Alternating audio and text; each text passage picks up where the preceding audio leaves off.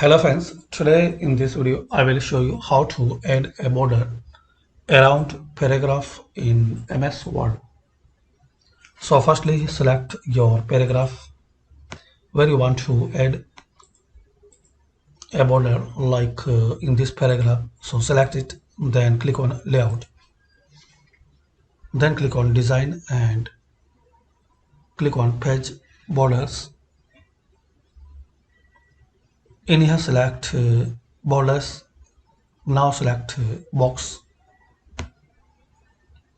Now in here apply to select paragraph.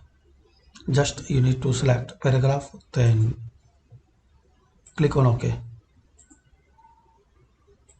So now you have this border to this paragraph,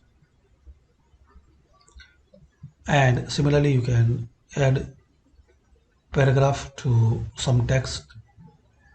Same method, design, borders and text.